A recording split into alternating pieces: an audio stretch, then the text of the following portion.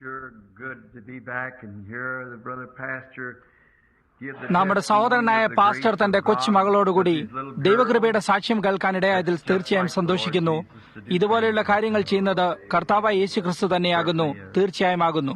Now we are very happy tonight to have with us one of our guests here at the പുതുവർഷ രാത്രിയിലെ പ്രാർത്ഥനയുടെ യോഗമെന്ന് നാം വിളിക്കുന്ന ഈ രാത്രിയിൽ എന്റെ ഒരു ഉത്തമ സുഹൃത്തും കർത്താവായ യേശുക്രിസ്തുവിലേക്ക് മാറ്റം ചെയ്യപ്പെട്ടവനും കൃപയുടെ സമ്മാനവുമായ സഹോദരൻ എർണി ഫ്രാൻഡ്ലർ നമ്മുടെ അതിഥികളിൽ ഒരുവനായി നമ്മോടുകൂടെ ഉള്ളതിൽ നാം വളരെ സന്തോഷിക്കുന്നു. അദ്ദേഹത്തിന്റെ ജന്മനാടായ സ്വിറ്റ്സർലൻഡിൽ നിന്നുമാണ് അദ്ദേഹം വരുന്നത്. അദ്ദേഹത്തോടൊപ്പമുള്ള ഒരു ജർമ്മനിക്കാരനായ സഹോദരൻ വാട്ടേഴ്സ് നമ്മോടൊപ്പം ഇപ്പോൾ അവർ ഷവോനയിൽ താമസിക്കുമെന്ന് ഞാൻ വിചാരിക്കുന്നു. ഇന്ന് രാത്രിയിൽ അവർ നമ്മോടുകൂടെ ഉള്ളതിൽ നാം സന്തോഷിക്കുന്നു. അതോടൊപ്പം തന്നെ ഇന്ന് രാത്രിയിൽ സൗത്ത് ആഫ്രിക്കയിൽ നിന്നും ഈ വിശ്വാസത്തിലെ ഒരു വിലയേറിയ സഹോദരനായ സഹോദരൻ ഡേവിഡ് ഡ്യൂപ്ലസിസ് നമ്മുടെ കൂടെ ആയിരിക്കുന്നു. അദ്ദേഹം നമ്മുടെ കൂടെയുള്ളതിൽ നാം സന്തോഷിക്കുന്നു. ഈ വരുന്ന വർഷം ആഫ്രിക്കയിലും കൂടാതെ ലോകത്തിന്റെ പല വ്യത്യസ്ത സ്ഥലങ്ങളിലും ഞങ്ങൾക്ക് ഒരുമിച്ച് കുറച്ച് മഹത്തായ പ്രവൃത്തികൾ ചെയ്യുന്നതിനായി കർത്താവ് തരുമെന്ന് ഞങ്ങൾ പ്രതീക്ഷിക്കുകയും അല്ലെങ്കിൽ ഞാനും ഡേവിഡും കൂടി അതിനായി പ്രാർത്ഥിക്കുകയും ചെയ്യുന്നു. അതിനെക്കുറിച്ച് സംസാരിക്കുന്നതിനും അതോടൊപ്പം അതിനുവേണ്ടി പ്രാർത്ഥിക്കുന്നതിനും കൂടാതെ ആഫ്രിക്കയിലേക്കും ലോകത്തിന്റെ വിവിധ ഭാഗങ്ങളിലേക്കും എപ്പോഴാണ് പോകേണ്ടതെന്ന് തീരുമാനിക്കുന്നതിനുമായി സഹോദരൻ ഡേവിഡ് ഇന്ന് തൊട്ട് തിങ്കളാഴ്ച വരെ നമ്മോടുകൂടെയുണ്ട്.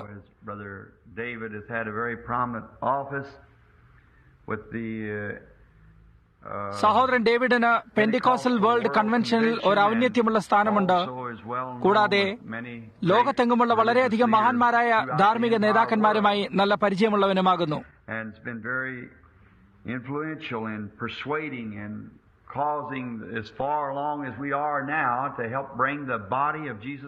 എല്ലാവിധ വിഭാഗീയ സംഘടനകളുടെ വിശ്വാസത്തിൽ നിന്നും യേശുക്രിസ്തുവിന്റെ ദേഹത്തെ ഒരുമിച്ച് കൂട്ടുന്നതിനു വേണ്ടി സഹായിക്കുന്നതിൽ ഇതുവരെയും വളരെ സ്വാധീന ശക്തിയുള്ളവനും കാരണക്കാരനുമായിരിക്കുന്നു. അവർ ഏത് സഭക്കാരനാണെന്നോ ഏത് തരക്കാരനാണെന്നോ പരിഗണിക്കപ്പെടുന്നില്ല. ക്രിസ്തു മരിച്ചത് സഭയ്ക്ക് വേണ്ടിയാണ്. ഞാൻ പലപ്പോഴും അതിനെക്കുറിച്ച് ചിന്തിക്കാറുണ്ട്. പശ്ചിമഭാഗത്ത് പലപ്പോഴും കന്നുകാലികളെ ഒരുമിച്ച് കൂട്ടുന്നതിൽ ഞാൻ സഹായിച്ചിട്ടുണ്ട്. സഹോദരൻ ഡേവിഡും ഞങ്ങളും അവിടേക്ക് പോവുകയും അവർ കന്നുകാലികളെ വേലിക്കെട്ടിനുള്ളിൽ കൂടെ മുകളിലേക്ക് അവയെ തീറ്റുന്നതിനും കാടുകളിലെ പച്ചപ്പുൽപ്പുറങ്ങളിൽ മേയ്ക്കുന്നതിനുമായി വിട്ടയക്കുന്നത് ഞങ്ങളിരുന്ന് കാണും.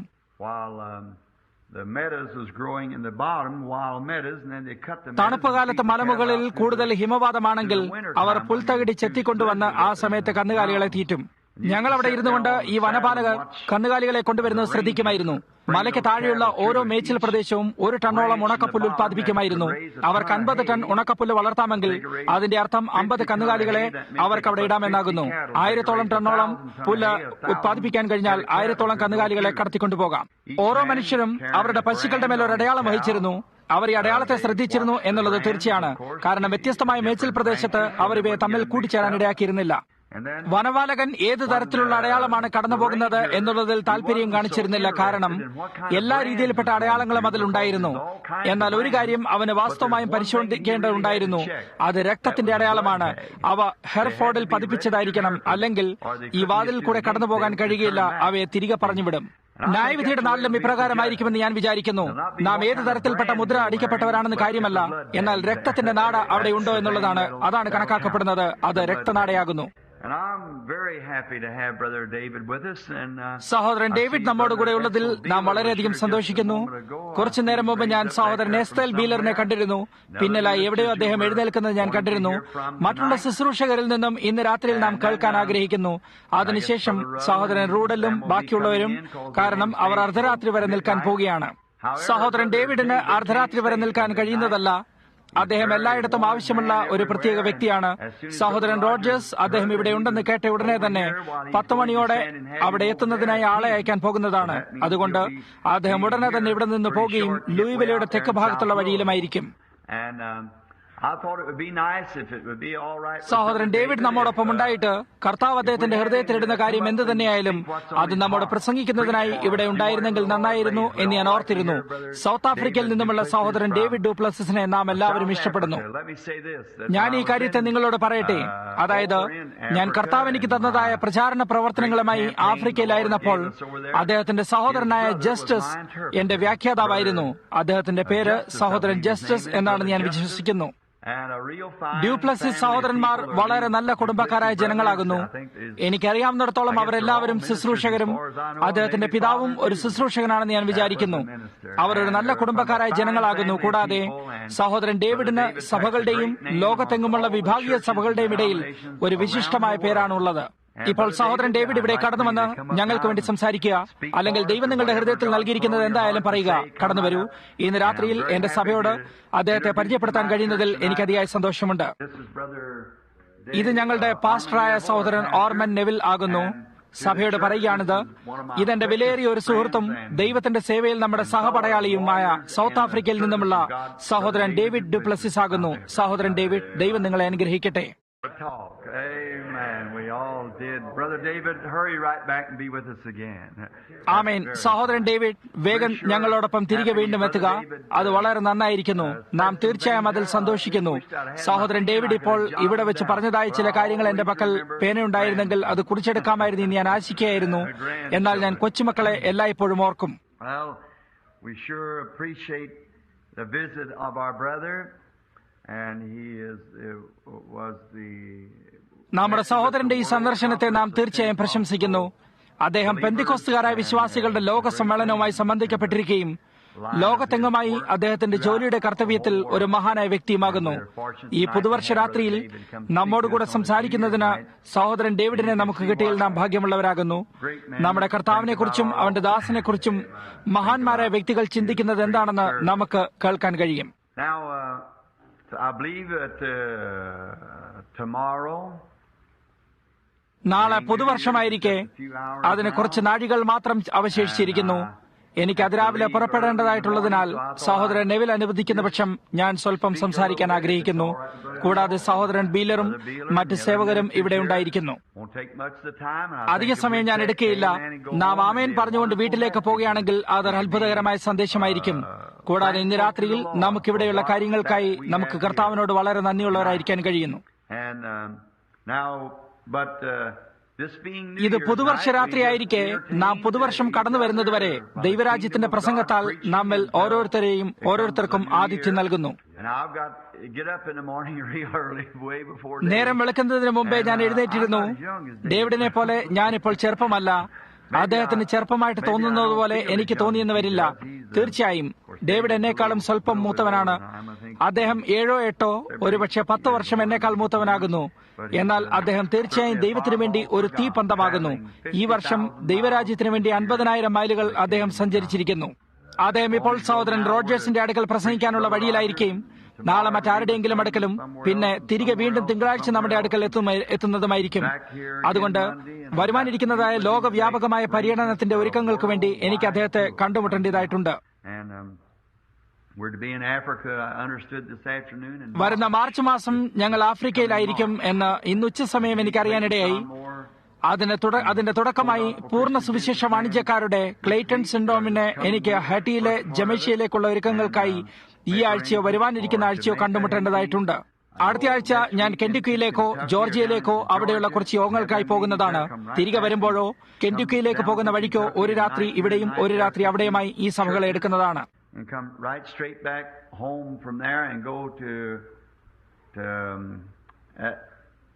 Atlantic City for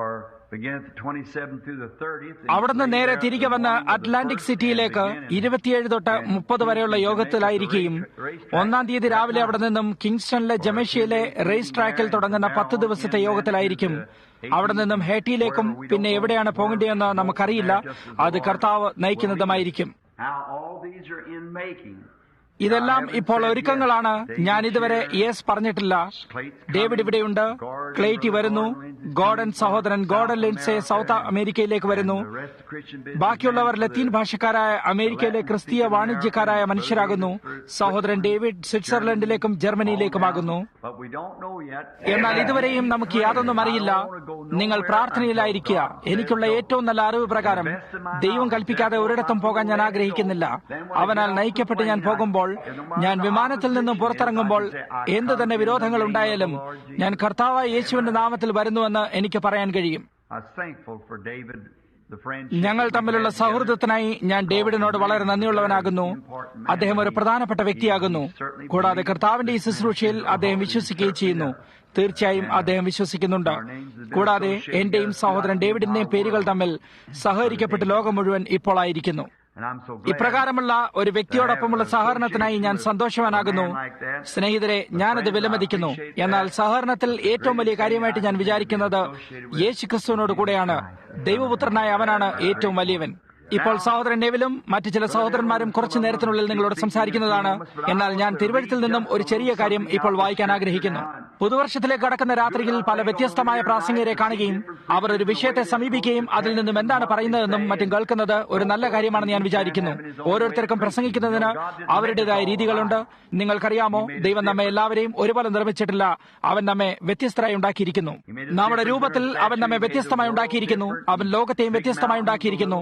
പല വലിയ പർവ്വതങ്ങളും ചെറിയ മലകളും പുൽപ്രദേശങ്ങളും മരുഭൂമിയും വലിയ വെള്ളപ്പൂക്കളും നീലപ്പൂക്കളും അങ്ങനെ എല്ലാം വ്യത്യസ്തമായ തരത്തിൽപ്പെട്ടതാകുന്നു. അവൻ നമ്മെ ഇപ്രകാരം വ്യത്യസ്തമായ രീതിയിൽ ഉണ്ടാക്കിയിരിക്കുന്നു. അത്രമാത്രം. അവൻ ചുവന്ന തലക്കാരനെയും കറുത്ത തലക്കാരനെയും വെള്ള തലക്കാരനെയും തവിട്ട് തലക്കാരനെയും വണ്ണമുള്ളവനെയും മെലിഞ്ഞവനെയും പൊക്കമുള്ളവനെയും അങ്ങനെ എന്തെല്ലാമാകുന്നു. മനസ്സിലായില്ലേ? അവൻ നമ്മെ വ്യത്യസ്തതയുള്ളവരാക്കി ഉണ്ടാക്കിയിരിക്കുന്നു. ദൈവം വൈവിധ്യത്തിന്റെ ദൈവമാകുന്നു. ഞാനത് ഇഷ്ടപ്പെടുന്നു. നിങ്ങൾ ഇഷ്ടപ്പെടുന്നില്ലേ? എന്നാൽ എല്ലായ്പ്പോഴും ഒരേ കാര്യം തന്നെയാണോ? ഞാനത് ഇഷ്ടപ്പെടുന്നു. So let us turn now in our scriptures over in the book of St. Matthew. St. Matthew's Gospel, beginning with the 4th verse. I want to read for a...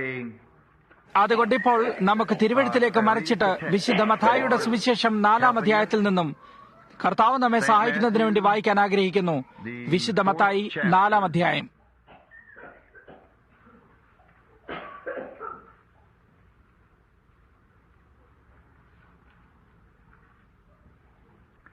I believe before we read, let's pray.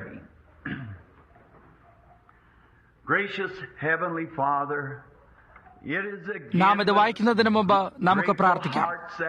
കൃപാലുവായ സ്വർഗീയ പിതാവേ, ഈ പുതുവർഷത്തിൽ നന്ദി നിറഞ്ഞ ഹൃദയങ്ങളോടെ വീണ്ടും ഞങ്ങൾ നിന്നെ സമീപിക്കുന്നു. ഞങ്ങൾ അങ്ങയെ സമീപിക്കുകയും കഴിഞ്ഞുപോയ ഞങ്ങളുടെ സകല കരുതലിനെയും അങ്ങയുടെ അടുക്കലേക്ക് കൊണ്ടുവരികയും നീ അവയെ വിസ്മൃതിയുടെ മഹാസമുദ്രത്തിലേക്ക് ഇട്ടിട്ട് ഞങ്ങളുടെ പാപങ്ങളെ ഞങ്ങൾക്കെതിരായി ഇനിയും ഓർക്കരുതെന്ന് അപേക്ഷിക്കുകയും ചെയ്യുന്നു.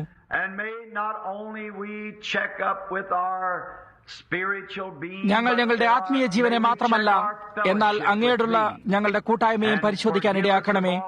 ഞങ്ങളുടെ പാപങ്ങളെല്ലാം ഞങ്ങളോട് ക്ഷമിക്കണമേ. ഇന്ന് രാത്രിയിൽ നിന്റെ ആത്മാവ് ഞങ്ങളോട് ഇടപെടാൻ ഇടയാക്കണമേ. കർത്താവെ, എന്തെങ്കിലും അശുദ്ധമായ കാര്യം ഞങ്ങളിലുണ്ടെങ്കിൽ കിഴക്ക് നിന്ന് പടിഞ്ഞാറ് ദൂരത്തായിരിക്കുന്നത് പോലെ അത് ഞങ്ങളിൽ നിന്നും ദൂരത്താക്കണമേ. ഞങ്ങൾക്കെതിരായി അത് വീണ്ടും ഓർക്കപ്പെടാതിരിക്കുന്നതിന് വിസ്മൃതിയുടെ മഹാസമുദ്രത്തിലേക്ക് അത് എറിഞ്ഞു കളഞ്ഞിട്ട് ഞങ്ങൾ ഈ പുതുവർഷത്തിലേക്ക് കുഞ്ഞാടിന്റെ രക്തത്താൽ കഴുകപ്പെട്ടു വെടിപ്പോടും തയ്യാറായും പ്രവേശിക്കുവാൻ ഇടയാക്കണമേ. ഈ 1960-ാം ആണ്ട് ഞങ്ങൾ നിനക്ക് സേവ ചെയ്തിട്ടുള്ളതിലും വെച്ച് ഏറ്റവും മഹത്താതാക്കണമേ. ഞങ്ങൾക്ക് അത്യധികം സമൃദ്ധിയായും നൽകണമേ.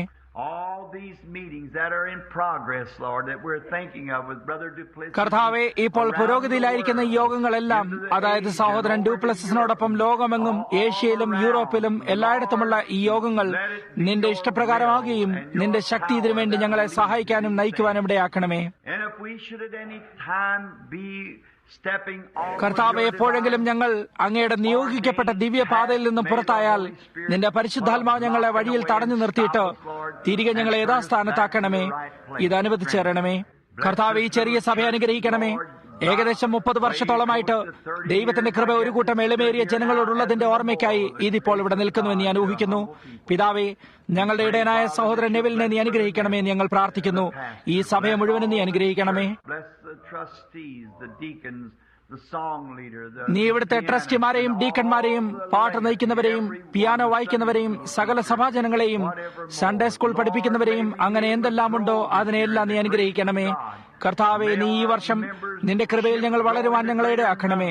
ഞങ്ങളുടെ അംഗത്വം കൂടുതൽ അധികമായി വളരുവാനും നിന്റെ കൃപ ഇനിയും കൂടുതലായിട്ട് കഴിഞ്ഞുപോയ വർഷങ്ങളിലും കൂടുതലാക്കണമേ. പിതാവേ, ഇത് അനുവദിച്ചു തരണമേ. ഇപ്പോൾ അങ്ങയുടെ വചനത്തിൽ നിന്നും ഞങ്ങൾ വായിക്കാൻ പോകുന്ന ഈ വിഷയത്തെ ഞങ്ങൾ സമീപിക്കുമ്പോൾ നീ ഞങ്ങളെ സഹായിക്കണമേ. കർത്താവെ, നിനക്ക് മാത്രമേ അത് വ്യാഖ്യാനിക്കാൻ കഴിവുള്ളതല്ലോ. അതുകൊണ്ട് ദൈവരാജ്യത്തിനു വേണ്ടി നീ ഇത് അനുവദിച്ചു തരണമേ എന്ന് ഞങ്ങൾ പ്രാർത്ഥിക്കുന്നു. യേശുവിന്റെ നാമത്തിൽ അപേക്ഷിക്കുന്നു. ആമേൻ.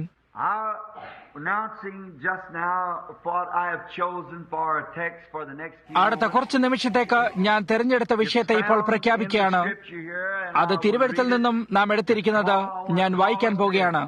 ആ വിഷയത്തെ അന്നു മുതൽ എന്ന് വിളിക്കാൻ ഞാൻ ആഗ്രഹിക്കുന്നു. എന്റെ തൊണ്ട പരുഷമായി കൊണ്ടിരുന്നതിനാൽ എനിക്ക് വരുവാൻ കഴിയുമെന്ന് വിചാരിക്കുന്നില്ല എന്ന് ഞാൻ കഴിഞ്ഞ രാത്രിയിൽ പറഞ്ഞിരുന്നു. ഇന്നലെയോ അല്ലെങ്കിൽ മിനിഞ്ഞാന്നോ എന്റെ ഭാര്യ എന്നോട് അങ്ങനെയെങ്കിൽ നിങ്ങൾ പള്ളിയിൽ പോകുന്ന കാര്യം സംശയമാണല്ലോ എന്ന് പറഞ്ഞു. ഞാൻ പറഞ്ഞു, പ്രിയേ, എനിക്കങ്ങനെ തോന്നുന്നില്ല. എന്റെ തൊണ്ട അത്യധികം പരുഷമായിരിക്കുന്നു. അന്ന് രാത്രിയിൽ തന്നെ ഞാൻ തിരുവെഴുത്തെടുത്ത് ഈ കാര്യങ്ങളെ വായിച്ചുകൊണ്ടിരുന്നു. സഹോദരൻ സോത്മാൻ കടന്നു വന്നിട്ട് നാളെ രാത്രിയിൽ നിങ്ങൾ പള്ളിയിൽ പോകുന്നുണ്ടോ എന്ന് ചോദിച്ചു. ഞാൻ പറഞ്ഞു, ഉവ്വ്, ഞാൻ അവിടെ എത്തിയിരിക്കും. മേഡ എന്നെ തിരിഞ്ഞു നോക്കിയിട്ട് പറഞ്ഞു, എനിക്ക് നിങ്ങൾ പറയുന്നത് മനസ്സിലാകുന്നില്ല. ഞാൻ പറഞ്ഞു, നീ അത് മനസ്സിലാക്കുവാൻ ഞാൻ ആഗ്രഹിക്കുന്നില്ല, അല്ലെങ്കിൽ ആരെയും തന്നെ ഞാൻ പ്രതീക്ഷിക്കുന്നില്ല. ദൈവത്തിന്റെ ആത്മാവിൽ നിറഞ്ഞ് നയിക്കപ്പെടുന്ന ആരെയും തന്നെ ഒരിക്കലും മനസ്സിലാക്കാൻ കഴിയില്ല. നമ്മുടെ കർത്താവിനെ അവർക്ക് മനസ്സിലാക്കാൻ കഴിഞ്ഞിരുന്നില്ല. അവൻ ഒരു വട്ടം ഒരു രീതിയിൽ സംസാരിക്കുകയും മറ്റൊരു വട്ടം വേറൊരു മാതിരിയിൽ സംസാരിക്കുകയും ചെയ്തിരുന്നു. മറ്റെവിടെയോ മറ്റെന്തിനെക്കുറിച്ച് അവൻ പറഞ്ഞിരുന്നു. ചിലപ്പോൾ അത് യേശു സംസാരിക്കുകയും മറ്റു ചിലപ്പോൾ ദൈവവുമായിരുന്നു. നിങ്ങൾക്ക് മനസ്സിലായോ? ശിഷ്യന്മാർ തന്നെയും ഒരു വട്ടം പറഞ്ഞു, ഇപ്പോൾ നീ സ്പഷ്ടമായി സംസാരിക്കുന്നു, ഇപ്പോൾ ഞങ്ങൾ മനസ്സിലാക്കുന്നു. അതിനുശേഷം യേശു അവരോട്, ഇപ്പോൾ നിങ്ങൾ വിശ്വസിക്കുന്നു എന്ന് ചോദിച്ചു. ആത്മാവിൽ നയിക്കപ്പെടുന്നതിനാൽ നിങ്ങൾക്കത് ചെയ്യാൻ കഴിയില്ല. നിങ്ങൾ എന്തെങ്കിലും ചെയ്യാൻ തുടങ്ങിയും ദൈവം മറ്റെവിടെയോ നിങ്ങളെ ഉപയോഗിക്കുന്നതിന് വേണ്ടി ആഗ്രഹിക്കുന്നതായി നിങ്ങൾക്ക് മനസ്സിലാക്കാൻ കഴിയും. നിങ്ങൾ ആത്മാവിൽ നയിക്കപ്പെട്ടിട്ട് ഇവിടെ നിൽക്കുകയും മറ്റൊരിടത്ത് പോവുകയും ചെയ്യേണ്ടതായി വരും. ദൈവത്തിന് വേണ്ടി സമർപ്പിക്കാൻ ആഗ്രഹിക്കുന്ന ജീവിതത്തോട് കൂടിയവരായിട്ട് അവർ വിചിത്രമായവരും പ്രത്യേക തരത്തിലുള്ള ജനങ്ങളുമാകുന്നു. അതിനാൽ ഞാൻ എല്ലായ്പ്പോഴും പറയും, കർത്താവ് അനുവദിക്കുന്ന പക്ഷം ഞാനിത് ചെയ്യും. ഞാൻ ആർക്കെങ്കിലും ഒരു വാഗ്ദത്തം ചെയ്താലും കർത്താവ് അനുവദിക്കുന്ന പക്ഷം ഞാനത് ചെയ്യും എന്ന് പറയും. ആ കാരണത്താൽ പിന്നെ അത് കർത്താവിന്റെ ഇഷ്ടപ്രകാരം അല്ലാത്ത കാര്യമായിരിക്കാം. കർത്താവ് അനുവദിക്കുന്ന പക്ഷം ഞാൻ ഈ സന്ദേശത്തെക്കുറിച്ച് സംസാരിക്കുന്നതാണ്. ഈ സന്ദേശത്തിനിടയിൽ വെച്ച് തന്നെ അവൻ എന്നെ കാലിഫോർണിയയിലേക്ക് പോകുന്നതിനായി വിളിക്കാൻ കഴിയും. ഞാൻ മറ്റെല്ലാ കാര്യങ്ങളെയും ഇവിടെ ഇട്ടിട്ട് എനിക്ക് കഴിയാവുന്നത്രയും വേഗം കാലിഫോർണിയയിലേക്ക് പോകും. ഇപ്രകാരം ഞാൻ ജീവിക്കാൻ ആഗ്രഹിക്കുന്നു. യാതൊന്നും എന്നെ ബന്ധനത്തിലാക്കാൻ ഞാൻ ആഗ്രഹിക്കുന്നില്ല. ഞാൻ എന്തെങ്കിലും വലിയ മഹത്തായ ഒരു കാര്യമാകുന്നതിനോ അല്ലെങ്കിൽ കോടിക്കണക്കിന് ഡോളറുകൾ വരെയുള്ള എന്തെങ്കിലും നിങ്ങൾക്ക് തന്നെ അത്രയും കാശ് ആവശ്യമുണ്ടായിട്ട് ദിവസവും അതെന്നെ ബന്ധിക്കുന്നതിനോ ആഗ്രഹിക്കുന്നില്ല. എന്നാൽ ദൈവം പറയുമ്പോൾ, അതായത് നീ ഈ ജനങ്ങളുടെ അടുക്കലേക്ക് പോകുക, അവിടെ വെറും 5 പേർ മാത്രമേ ഉള്ളൂ, എന്നാൽ നീ എവിടേക്ക് പോയിട്ട് ഞാൻ പോകാൻ നിന്നോട് പറയുന്നത് വരെ അവിടെ തന്നെ നിൽക്കുക എന്ന് ദൈവം പറയുന്നത് ഞാൻ ആഗ്രഹിക്കുന്നു. ഞാൻ അവിടെ പോകാൻ ആഗ്രഹിക്കുന്നു. യാതൊരു ബാധ്യതയും അതിലില്ല. അവൻ എന്നെ വിദേശത്തേക്ക് അയക്കുവാൻ ആഗ്രഹിക്കുന്നെങ്കിൽ അതിനെക്കുറിച്ച്, അതായത് ജർമ്മനിയിലേക്കും അല്ലെങ്കിൽ ആഫ്രിക്കയിലേക്കും പോകുന്നതിനെ പറ്റി ഇപ്പോൾ സൂചിപ്പിച്ചിരുന്നു. ആഫ്രിക്കയിലേക്ക് പോകുന്നതിനെ കുറിച്ച് ദൈവം എന്റെ ഹൃദയത്തിലിട്ട ഉടനെ തന്നെ ഏതോ കോടീശ്വരിയായ ഒരു സ്ത്രീ പറഞ്ഞു, ഒരു മഹിള പറഞ്ഞു, ഞാൻ ഈ യാത്രയ്ക്ക് ജാമ്യം നിന്നിട്ട് അതിന്റെ സകല ചെലവും എടുത്തുകൊള്ളാം. നോക്കൂ, അത്രമാത്രം. എന്റെ പിതാവിനെല്ലാം അവകാശപ്പെട്ടിരിക്കുമ്പോൾ ഞാൻ കാശിനും മറ്റു കാര്യങ്ങൾക്കുമായി എന്തിനാണ് വിഷമിക്കുന്നത്? മനസ്സിലായില്ലേ? ദൈവത്തിന് ഈ ധനവാനോടോ അല്ലെങ്കിൽ ആ ധനവാനോടോ, ഈ മനുഷ്യനോടോ അല്ലെങ്കിൽ ആ മനുഷ്യനോടോ സംസാരിക്കാൻ കഴിയും. അതുകൊണ്ട് എനിക്ക് അതിനെക്കുറിച്ച് വിഷമിക്കേണ്ട ആവശ്യമില്ല. ദൈവം ഇതെല്ലാം കരുതിക്കൊള്ളും. സഹോദരൻ റോയ്, നാം ജീവിക്കേണ്ട രീതി അതാകുന്നു. അവൻ ചുമതല എടുക്കട്ടെ, അതത്രയും നന്നായിരിക്കും.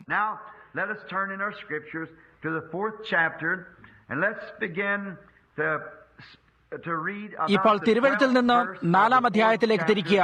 വിശുദ്ധ മത്തായിയുടെ സുവിശേഷം 4-ാം അധ്യായത്തിന്റെ 12-ാം വാക്യം തൊട്ട് നമുക്ക് വായിക്കാം. Now when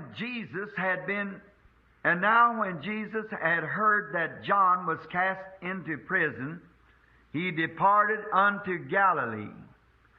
Leaving Nazareth, he came and dwelt in Capernaum, which is upon the sea coast in the borders of Zebulun at Nephthalim, that it might be fulfilled which was spoken by Isaiah the prophet, saying, the land of Zebulun and the land of യോഹന്നാൻ തടവിലായി എന്ന് കേട്ടാറേ അവൻ ഗലീലയ്ക്ക് വാങ്ങിപ്പോയി. നസറത്ത് വിട്ട് സെബൂലന്റെയും നഫ്താലിയുടെയും അതിരുകളിൽ കടൽക്കരയുള്ള കഫർനഹൂമിൽ ചെന്ന് പാർത്തു. സെബൂലൻ ദേശവും Naphtali ദേശവും കടൽക്കരയിലും യോർദാൻ അക്കരയുള്ള നാടും ജാതികളുടെ ഗലീലയും. ഇങ്ങനെ ഇരുട്ടിലിരിക്കുന്ന ജനം വലിയൊരു വെളിച്ചം കണ്ടു.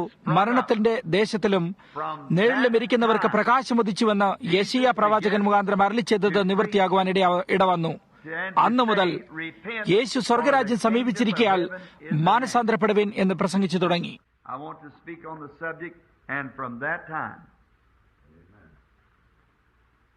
You know, as human beings,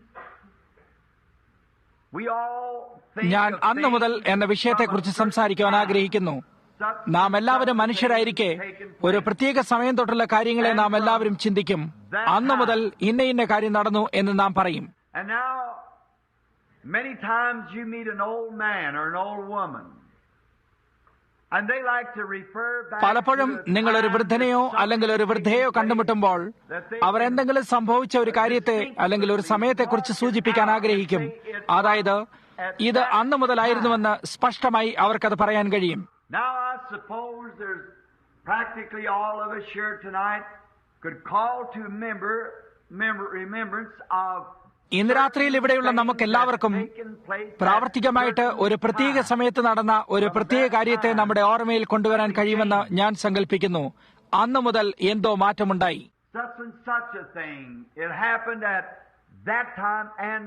ഇന്ന ഒരു കാര്യം ആ സമയത്ത് സംഭവിച്ചു. അന്നു മുതൽ അത് വ്യത്യസ്തമായിരിക്കുന്നു. നമുക്കങ്ങനെ കഴിയുന്നത് ഒരു നല്ല കാര്യമാകുന്നു. That we think of is worthy things that change. അങ്ങനെ നാം ഓർക്കുന്നതായി ഈ കാര്യങ്ങളിൽ മാറ്റം വന്നിരിക്കുന്നതായി ചിലത് അർഹതയുള്ളതാകുന്നു. എന്നാൽ അവയിൽ ചിലത് ചിന്തിക്കുവാൻ പോലും അർഹതയുള്ളതല്ല. For instance, if the woman of an ill fame that she said.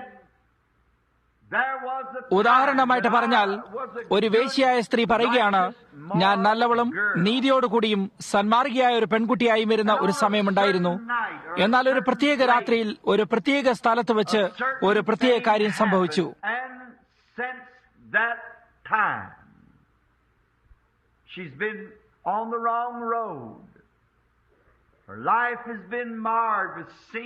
ആ സമയം തൊട്ട് ഞാൻ തെറ്റായ മാർഗത്തിലായിരിക്കുന്നു.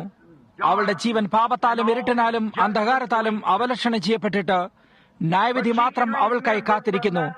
എന്നാൽ ആ നിശ്ചിത സമയം തൊട്ട് അവൾ തെറ്റായ മാർഗത്തെ എടുത്തത് മുതൽ ഇത് സംഭവിച്ചു എന്നവൾക്ക് ഓർക്കാൻ കഴിയും.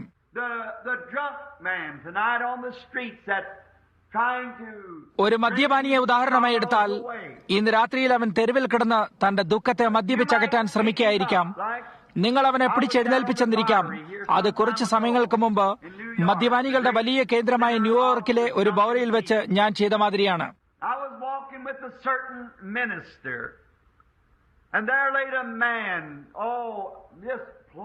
ഞാനൊരു ശുശ്രൂഷകനോടൊപ്പം നടക്കുകയായിരുന്നു. അവിടെ ഒരു മനുഷ്യൻ വഴിയിൽ കിടന്നിരുന്നു. ഒന്നല്ല, വളരെ മനുഷ്യരുണ്ടായിരുന്നു. അവർ നിരുപദ്രവകാരികളും നിസ്സഹായകരുമായി അവരുടെ വസ്ത്രങ്ങളുടെ മുൻഭാഗം മുഴുവൻ നനഞ്ഞ് മുഖം വടിക്കാതെ മുഖത്ത് നിറയെ താടി രോമങ്ങളുമായി ഒരു ഭയങ്കരമായ അവസ്ഥയിൽ കിടന്നിരുന്നു. അവർ സമ്പൂർണമായും നിരുപദ്രവകാരികളായിരുന്നു.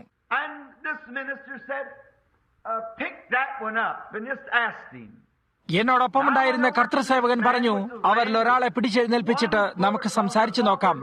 ഞാൻ അവിടെ കിടന്ന ഒരു മനുഷ്യന്റെ അടുക്കലേക്ക് ചെന്നു. അയാളുടെ ഒരു കാൽ ഒരു കാറിന്റെ ബമ്പറിന്റെ മേലും അവന്റെ തല വഴിയിലുമായി കിടന്നിരുന്നു.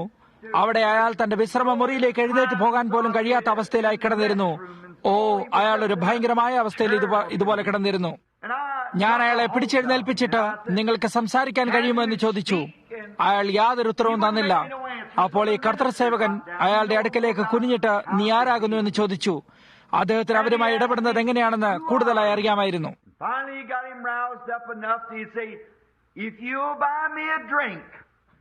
അങ്ങനെ അവസാനം അദ്ദേഹം അയാളെ ഉണർത്തിയിട്ട് അയാൾ പറഞ്ഞു, നീ എനിക്കൊരു മദ്യം വാങ്ങിത്തരാമെങ്കിൽ എന്ന് അയാൾ ചോദിച്ച ഒരവസ്ഥയിൽ വരെ എത്തി. അയാൾ തന്റെ കൈകൾ ചൂണ്ടിക്കൊണ്ട് പറഞ്ഞു, ഞാൻ ഈ ബാങ്കിന്റെ പ്രസിഡന്റ് ആയിരുന്നു. അദ്ദേഹം പറഞ്ഞു, ഞങ്ങൾ പ്രാസംഗികരാകുന്നു, നിങ്ങൾക്ക് എന്താണ് സംഭവിച്ചതെന്ന് ഞങ്ങളോട് പറയാമോ എന്ന് ചോദിച്ചു. അതിന് നീ എനിക്കൊരു മദ്യം വാങ്ങിത്തരാമെങ്കിൽ പറയാം എന്ന് അയാൾ പറഞ്ഞു. എന്നാൽ ഞങ്ങൾക്കത് ചെയ്യാൻ കഴിയില്ല. അതിനാൽ ഞാൻ പറഞ്ഞു, നിന്റെ ദുഃഖത്തോട് ഇനിയും ദുഃഖം എനിക്ക് കൂടുതൽ ചേർക്കാൻ കഴിയില്ല. ഞാൻ നിങ്ങളെ സഹായിക്കാൻ ആഗ്രഹിക്കുന്നു എന്ന് ഞാൻ പറഞ്ഞു.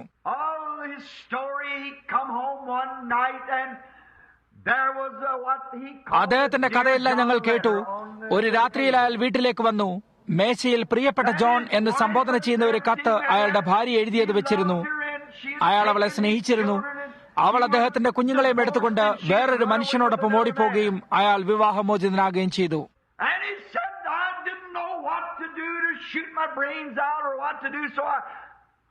എന്നിട്ട് അയാൾ പറഞ്ഞു, എന്ത് ചെയ്യണമെന്ന് എനിക്കറിയില്ല, എന്റെ തലവിധി എടുത്ത് കളയാൻ എന്ത് ചെയ്യണമെന്ന് എനിക്കറിയില്ല. അതിനാൽ ഞാൻ മദ്യശാലയിലേക്ക് പോയി. അന്നു മുതൽ അദ്ദേഹം ഇത് അവിടെ ആയിരിക്കുന്നു. ഇത് ലോകമെങ്ങുമുള്ള ഒരു കാര്യമാണ്.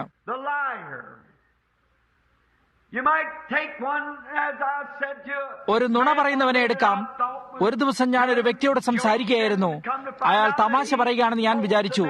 എന്നാൽ അയാൾ വളരെയധികം കള്ളം പറയുകയും അയാൾ സ്വയമായി അതിൽ വിശ്വസിക്കുകയും ചെയ്തിരുന്നുവെന്ന് പിന്നീട് എനിക്ക് മനസ്സിലാക്കാൻ കഴിഞ്ഞു. ഞാൻ അദ്ദേഹത്തോട് സംസാരിക്കാനായി ഇരുന്നിട്ട് ചോദിച്ചു, എന്താണ് നിന്നെ ഇത് ചെയ്യാനിടയാക്കുന്നത്? നീ പറഞ്ഞ കഥകളെല്ലാം ജനങ്ങൾക്ക് വിശ്വസിക്കാൻ തീരെ അപരിഷ്കൃതമായ കാര്യങ്ങളാകുന്നുവല്ലോ.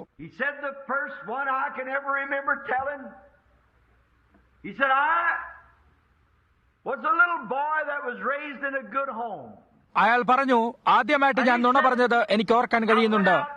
ഞാനൊരു നല്ല കുടുംബത്തിൽ വളർന്നുവന്ന ഒരു കൊച്ചുകുട്ടിയായിരുന്നു. ഞാൻ മിടുക്ക് കാണിക്കുന്നതിനായി പോയി കോൺസിൽക്ക് കൊണ്ടുള്ള സിഗരറ്റ് വലിച്ചു. എന്നിട്ട് അതിന്റെ നാറ്റം വായിൽ നിന്നും എടുത്ത് കളയുന്നതിനായി കുറച്ച് കാപ്പി തിന്നു. ഇത് ഞാൻ വീടിന്റെ പിന്നിലായുള്ള ചിമ്മിനിയുടെ പുറകിലായിരുന്നാണ് ചെയ്തത് എന്ന് പറഞ്ഞു.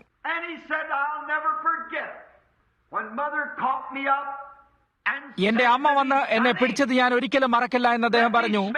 അമ്മ എന്നോട് പറഞ്ഞു, സണ്ണി, ഞാൻ നിന്റെ വായെന്ന് മണത്തു നോക്കട്ടെ. ഞാൻ അമ്മയുടെ മുഖത്തേക്ക് ശ്വാസപൂതി. അവൾ പറഞ്ഞു, നീ വായിലെ മണമോ മറ്റെന്തോ മാറ്റിയെടുക്കുന്നതിനായി കാപ്പി തിന്നിരിക്കുന്നു. നീ എന്ത് ചെയ്യുകയായിരുന്നു? നീ സിഗരറ്റ് വലിക്കുകയായിരുന്നോ?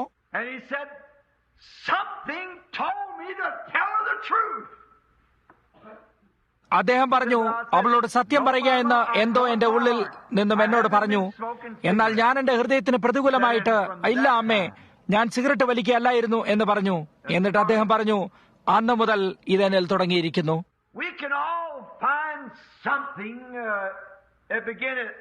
ഒരു പ്രത്യേക സമയത്ത് എന്തെങ്കിലും ഒരു കാര്യം തുടങ്ങിയിട്ടുള്ളതായി നമുക്കെല്ലാവർക്കും കാണാം. അതിനുശേഷം തൊട്ട് സംഗതികളെല്ലാം മാറാൻ തുടങ്ങിയിരിക്കുന്നു.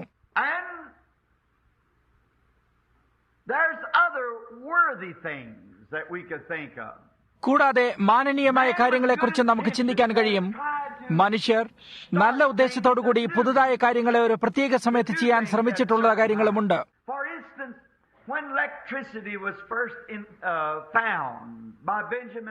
ഉദാഹരണമായിട്ട് പറഞ്ഞാൽ, ആദ്യമായിട്ട് ബെഞ്ചമിൻ ഫ്രാങ്ക്ലിൻ വിദ്യുച്ഛക്തി കണ്ടുപിടിച്ചപ്പോൾ അവർക്ക് ലോകം അതുകൊണ്ട് പിടിച്ചെടുക്കാൻ കഴിയുമായിരുന്നു. അവർ ഇനിയും തൊട്ട് ഒരിക്കലും ഒരു യുദ്ധം ഉണ്ടായിരിക്കുന്നതല്ല എന്ന് പറയാൻ തുടങ്ങി. കാരണം ഈ വിദ്യുച്ഛക്തിയുടെ ഉയർന്ന വോൾട്ടേജ് കമ്പിവേലികളിൽ കൂടി കടത്തിവിട്ടാൽ പിന്നെ ഒരു മനുഷ്യനും അതിര് മറികടക്കാൻ കഴിയാതെ വരും. അവർ അത് നന്നായി അർത്ഥം വെച്ചിരുന്നു.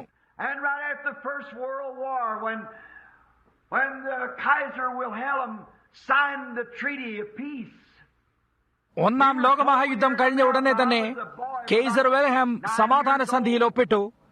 ഇപ്രകാരം അമേരിക്കയിൽ ഞങ്ങളോട് പറയുകയുണ്ടായി. അപ്പോൾ എനിക്ക് ഏകദേശം 9 വയസ്സുള്ള ഒരു കുട്ടിയായിരുന്നു ഞാൻ. ഈ സമയം തൊട്ട് നമുക്കിനിയും ഒരു യുദ്ധം ഒരിക്കലും ഉണ്ടാകുകയില്ല, ഇതെന്നേക്കുമായി ഉറപ്പിച്ചിരിക്കുന്നുവെന്ന് ജനങ്ങളെല്ലാം പറഞ്ഞിരുന്നത് എനിക്കിപ്പോഴും ഓർക്കാൻ കഴിയും. എന്നാൽ നമുക്ക് വേറൊരു യുദ്ധം പിന്നെയും ഉണ്ടായി.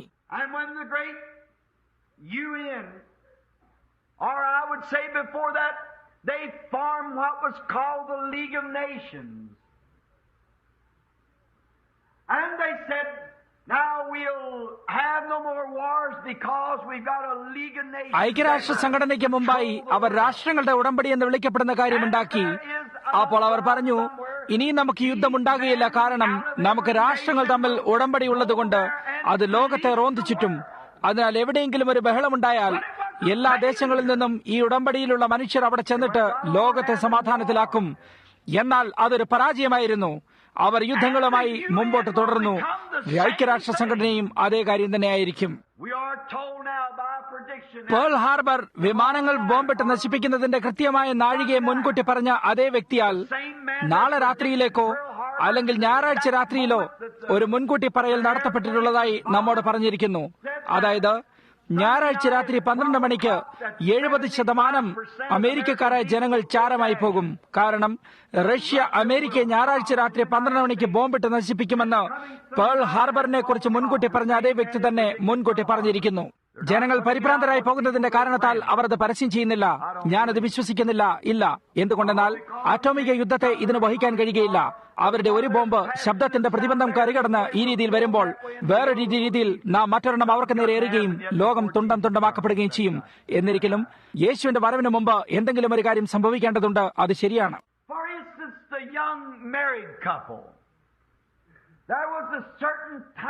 ഒരു നവദമ്പതികളെ കുറിച്ച് നമുക്ക് ഉദാഹരണമായി എടുക്കാം.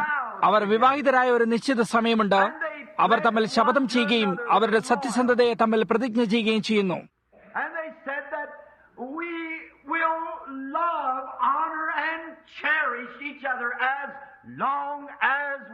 ഞങ്ങൾ തമ്മിൽ സ്നേഹിക്കുകയും ആദരിക്കുകയും ഞങ്ങൾ തമ്മിൽ ജീവിച്ചിരിക്കുന്നിടത്തോളം തമ്മിൽ ലാളിക്കുകയും പരിപാലിക്കുകയും ചെയ്യുമെന്ന് പറയുന്നു.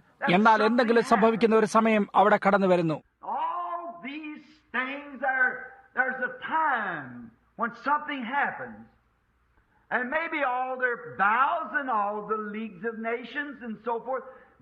ഈ കാര്യങ്ങളെല്ലാം ഉണ്ടായിരിക്കെ തന്നെ എന്തെങ്കിലും സംഭവിക്കുന്ന ഒരു സമയം അവിടെ ഉണ്ടാകുന്നു.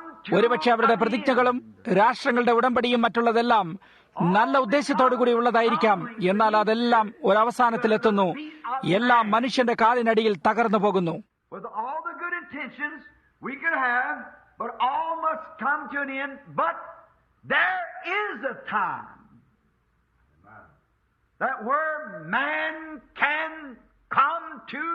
നല്ല ഉദ്ദേശങ്ങളോടുകൂടി നമുക്കിത് ചെയ്യാൻ കഴിയും. എന്നാൽ എല്ലാത്തിനും ഒരവസാനമുണ്ടായിരിക്കണം. എന്നാൽ മനുഷ്യന് നിത്യമായ എന്തെങ്കിലും ഒരു കാര്യത്തിൽ എത്തുന്നതിന് ഒരു സമയമുണ്ട്. അതൊരു മനുഷ്യൻ ദൈവത്തെ കണ്ടുമുട്ടുമ്പോഴാകുന്നു. അപ്പോഴാണ് നിത്യമായ എന്തോ ഒരു കാര്യം നടക്കുന്നത്.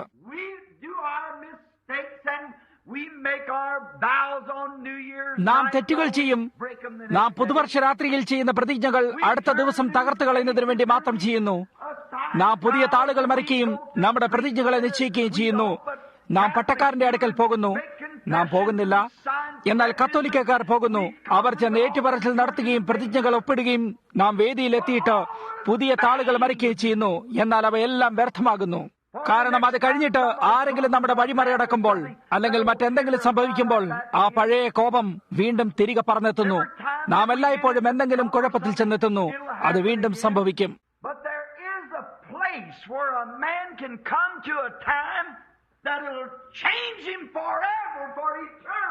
എന്നാൽ ഒരു മനുഷ്യൻ കടന്നു വന്നിട്ട് അതവനെ എന്നേക്കുമായി ഒരു മാറ്റം വരുത്തിയിട്ട് അവനെ നിത്യതയിലാക്കി തീർക്കുന്ന ഒരു സമയമുണ്ട്. എന്റെ അടുക്കൽ വരുന്നവനെ ഞാൻ ഒരു നാളും തള്ളിക്കളയുകയില്ല എന്ന് യേശു പറഞ്ഞു. ഒരു മനുഷ്യന് ദൈവത്തിന്റെ അടുക്കൽ എത്താൻ കഴിഞ്ഞിട്ട് അവന്റെ നിത്യവാസസ്ഥാനം മുഴുവനായി മാറ്റപ്പെട്ടിരിക്കാൻ കഴിയും.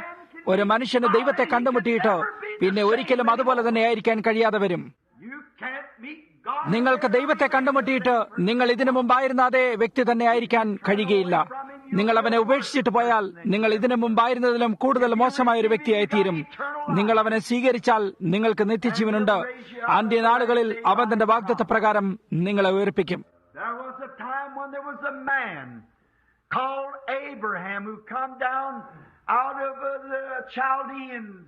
കൽദയരുടെ പട്ടണമായ ഊർ നഗരം വിട്ട് അബ്രഹാം എന്ന് വിളിക്കപ്പെടുന്ന ഒരു വ്യക്തി ഒരു വട്ടം വന്നിരുന്നു. അദ്ദേഹം നീതിമാനും ഒരു നല്ല മനുഷ്യനുമായിരുന്നു. ഒരുപക്ഷെ അവന്റെ പിതാവ് ഒരു വിഗ്രഹാരാധനക്കാരനായിരുന്നേക്കാം. കാരണം അവർ ബാബിലോണിൽ നിന്നും വന്നിരുന്നു. എന്നാൽ അദ്ദേഹം ഒരു സാധാരണപ്പെട്ട മനുഷ്യനും കൂടാതെ അവൻ വൃദ്ധനായി കൊണ്ടുവരുന്നു. അവൻ 75 വയസ്സും അവന്റെ ഭാര്യയ്ക്ക് 65 വയസ്സും പ്രായമായിരുന്നു.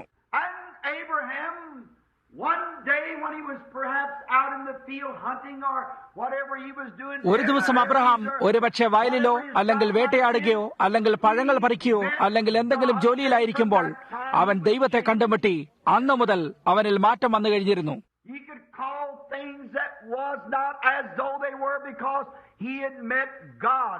അവനില്ലാത്ത കാര്യങ്ങളെ ഉണ്ടെന്ന് പറയാൻ കഴിയുമായിരുന്നു. കാരണം അവൻ ദൈവത്തെ കണ്ടുമുട്ടിയിരുന്നു. അവൻ ദൈവത്തെ കണ്ടുമുട്ടിയ നേരവും നാഴികയും അവൻ അറിഞ്ഞിരുന്നു. അതവനെ മാറ്റിക്കളഞ്ഞു. ദൈവം അവനെ ബഹുജാതികൾക്ക് പിതാവായിരിക്കാൻ വിളിച്ചു. അവൻ ദൈവത്തെയും അവന്റെ വാഗ്ദത്തത്തെയും വിശ്വസിച്ചു. കാരണം അവൻ ദൈവത്തെ കണ്ടുമുട്ടിയിരുന്നു. 25 വർഷങ്ങളോളം അവർ അവനോട് സംവാദം ചെയ്യുകയും അവൻ എന്തോ തെറ്റായിട്ടുള്ള ഒരു കാര്യമാണ് വിശ്വസിച്ചിരിക്കുന്നതെന്ന് സമ്പാദിച്ച് പറയാൻ ശ്രമിക്കുകയും ചെയ്തു.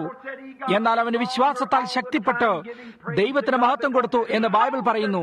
കാരണം ദൈവം തന്റെ വചനത്തെ പാലിക്കുന്നവനാണെന്ന് അവൻ അറിഞ്ഞിരുന്നു. അപ്പോഴാണ് ഒരു മനുഷ്യൻ ദൈവത്തെ കണ്ടുമുട്ടുന്നത്. അതവന്റെ നിർമ്മിതിയെ മാറ്റുന്നു, അതവന് ഉത്തമ ബോധം കൊടുക്കുന്നു. അത് ഞാൻ കഴിഞ്ഞ ദിവസം പറഞ്ഞിരുന്നത് പോലെ, അതായത് സ്വാഭാവിക മനുഷ്യന് 5 ഇന്ദ്രിയങ്ങൾ മാത്രമാണുള്ളത്.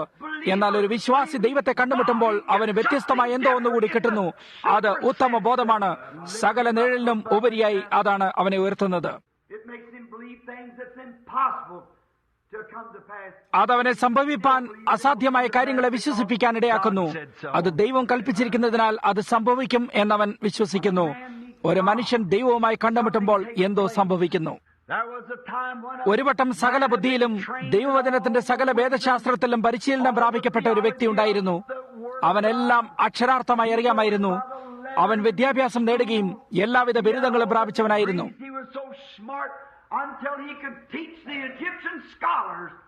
അവൻ അത്രമാത്രം മിടുക്കനായിട്ട് മിസ്രൈമിലെ പണ്ഡിതന്മാരെയും അവരുടെ ഉപദേഷ്ടാക്കളെയും അവന് പഠിപ്പിക്കാൻ കഴിഞ്ഞിരുന്നു. അവൻ എല്ലാവിധ പാണ്ഡിത്യവും ഉണ്ടായിരുന്നു. എന്നാൽ അതുമായിട്ട് ഒരു ഭീരുവിനെ പോലെ ഓടിപ്പോയിട്ട് മരുഭൂമിയുടെ പിന്നിലായി ഒരു അപരിചിതനായ മനുഷ്യനു വേണ്ടി അവൻ ആടുകളെ മേയിച്ചിരുന്നു. എന്നാൽ ദൈവം ഒരു മുൾപടർപ്പിൽ അവനെ കണ്ടുമുട്ടിയ ഒരു സമയമുണ്ടായി. അന്ന് മുതൽ മോശ മാറ്റപ്പെട്ടിരുന്നു. കാരണം അവൻ ദൈവത്തെ മുൾപടർപ്പിൽ കണ്ടുമുട്ടി. അങ്ങനെ അവൻ ദൈവവുമായിട്ട് മുഖാമുഖമായി സംസാരിക്കുകയും പിന്നെ അവൻ അതുപോലെ തന്നെ ആയിരിക്കാൻ കഴിഞ്ഞതുമില്ല. ഒരു സ്ത്രീയോ അല്ലെങ്കിൽ ഒരു പുരുഷനോ എത്ര പ്രതിജ്ഞകൾ നടത്തിയാലും എത്ര പുതിയ താളുകൾ മറിച്ചാലും ദൈവവുമായിട്ട് കണ്ടുമുട്ടാതെ നിങ്ങൾക്ക് മാറ്റപ്പെടുവാൻ കഴിയുകയില്ല. എന്നാൽ നിങ്ങൾ ഒരിക്കൽ ദൈവവുമായി കണ്ടുമുട്ടുമ്പോൾ പിന്നെ നിങ്ങൾ എന്നേക്കുമായി മാറ്റപ്പെടുന്നു. അത് മോശയെ മാത്രമല്ല മാറ്റിയത്, അത് ഇസ്രായേലിനെയും മാറ്റിക്കളഞ്ഞു. അത് മിസ്രൈമിനെ മാറ്റി. അത് ആ സമയത്തെ ലോകത്തെ മുഴുവൻ മാറ്റി. കാരണം ഒരു മനുഷ്യൻ ദൈവത്തെ കണ്ടുമുട്ടുകയും ദൈവത്തെ അവന്റെ വചനപ്രകാരം എടുക്കുകയും ചെയ്തു. ഇന്ന് നമുക്ക് ആവശ്യമായിരിക്കുന്നത് ആരെങ്കിലും ദൈവത്തെ മുഖാമുഖം കണ്ടുമുട്ടിയിട്ട് ഈ അവസ്ഥയെക്കുറിച്ച് സംസാരിക്കുന്നതാണ്. മനുഷ്യർ ദൈവത്തെ കണ്ടുമുട്ടുമ്പോൾ കാര്യങ്ങൾക്ക് മാറ്റം വരുന്നു. തീർച്ചയായും ആ ഒരു രീതിയിൽ കൂടെ മാത്രമേ നമുക്ക് കാര്യങ്ങൾ മാറ്റി കിട്ടുകയുള്ളൂ.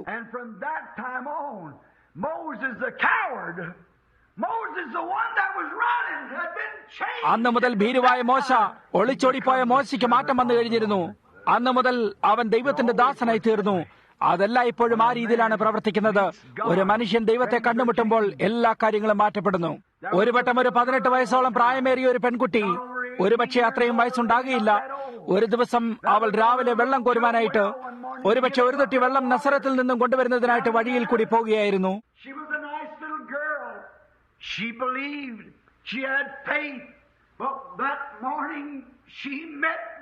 അവൾ ഒരു നല്ല പെൺകുട്ടിയായിരുന്നു.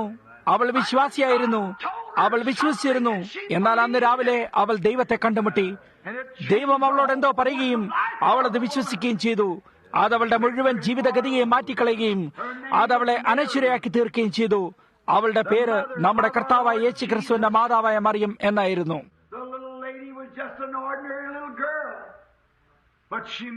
ഈ സ്ത്രീ ഒരു സാധാരണപ്പെട്ട പെൺകുട്ടിയായിരുന്നു. എന്നാൽ അവൾ ദൈവത്തെ കണ്ടുമുട്ടുകയും അന്ന് മുതൽ എന്തോ സംഭവിച്ചു എന്നുള്ളതും തീർച്ചയാണ്.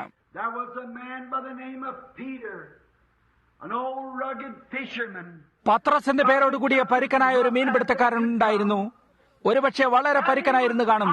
അവൻ ഒരുപക്ഷെ ഒരു ചട്ടമ്പിയുടെ വലിയ മെടുക്കുള്ളവനായിരുന്നു കാണും.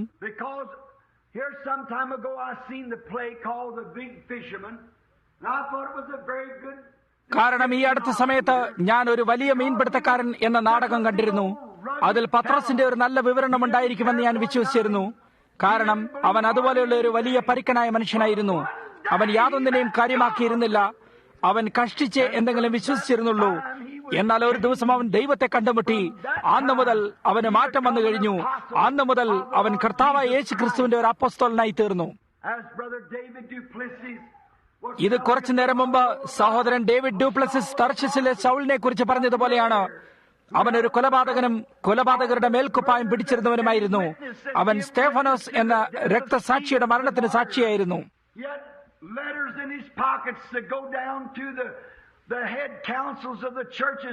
and rest അവന്റെ പക്കൽ പള്ളികളുടെ സമിതിയിലേക്ക് പോകാനും അധികം ഒച്ചയും ബഹളവും വെച്ച് ദൈവത്തെ സ്തുതിക്കുന്നവരെ ബന്ധിക്കുന്നതിനുള്ള അധികാരമുള്ള പത്രവും ഉണ്ടായിരുന്നു. He was a great man in the sight of the Pharisees. He was a Pharisee of the Pharisees. But one day, he was on his road to Damascus, and he met God. പരീശന്മാരുടെ ഇടയിൽ അവനൊരു വലിയ പരീശനായിരുന്നു. അവൻ പരീശന്മാരുടെ പരീശനായിരുന്നു. എന്നാൽ ഒരു ദിവസം ദമാസ്കസിലേക്കുള്ള അവന്റെ വഴിയിൽ വെച്ച് അവൻ ദൈവത്തെ കണ്ടുമുട്ടി. ഒരു വെളിച്ചം അവന് ചുറ്റുമായി പതിഞ്ഞു. അന്നു മുതൽ പിന്നെ അവൻ തർശീശിലെ ശൗലായിരുന്നില്ല, എന്നാൽ അവൻ എളിമയോടും താഴ്മയോടും കൂടിയ പൗലോസായി കഴിഞ്ഞു. കാരണം അവൻ ദൈവത്തെ കണ്ടുമുട്ടുകയും അതവനെ മാറ്റപ്പെടുത്തുകയും ചെയ്തു. There was a leper laying at the gate. All the remedies of the medicine. നഗരവാതിക്കൽ ഒരു കുഷ്ഠരോഗി കിടന്നിരുന്നു. മരുന്നിന്റെ യാതൊരു പ്രതിഭയായങ്ങൾക്കും അവനെ സുഖപ്പെടുത്താൻ കഴിഞ്ഞിരുന്നില്ല. അവന്റെ വ്രണങ്ങൾ അത്രയും ചീഞ്ഞളിഞ്ഞിട്ട് ഇനിയും കൈകൾ ഉയർത്താൻ കഴിയില്ലായിരുന്നു. അവന്റെ കാലുകളും അവനെ കഷ്ടിച്ച് വലിച്ചഴിച്ചു കൊണ്ടുപോകാൻ കഴിഞ്ഞിരുന്നുള്ളൂ.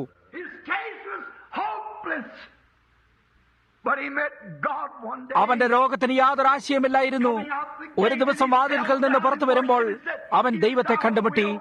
അവൻ അവന്റെ മുമ്പിൽ സാഷ്ടാംഗം വീണ് അവനെ ആരാധിച്ചുകൊണ്ട്, നിനക്ക് മനസ്സുണ്ടെങ്കിൽ എന്നെ ശുദ്ധമാക്കാൻ കഴിയുമെന്ന് പറഞ്ഞു. അവൻ അവനോട്, എനിക്ക് മനസ്സുണ്ട്, നീ ശുദ്ധമാക എന്ന് പറഞ്ഞു. അന്നു മുതൽ പിന്നെ അവന് കുഷ്ഠരോഗമുണ്ടായിരുന്നില്ല. കാരണം അവൻ ദൈവത്തെ കണ്ടുമുട്ടി. അന്ധനായ ഒരു മനുഷ്യൻ വഴിയരികെയിരുന്നിരുന്നു. അവൻ ഇരുട്ടിൽ നിന്നും വെളിച്ചത്തെ കാണുവാൻ കഴിഞ്ഞിരുന്നില്ല. യാതൊരു കാര്യത്തിനും അവനെ സഹായിക്കാൻ കഴിഞ്ഞിരുന്നില്ല.